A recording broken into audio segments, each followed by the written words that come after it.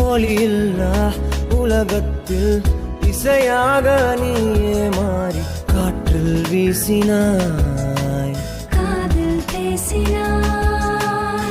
மொழியில்லா மௌனத்தில் விழியாலே வார்த்தை கோர்த்து கண்ணால் பேசினாய், கண்ணால் பேசினாய். 100 ஆண்டு உன்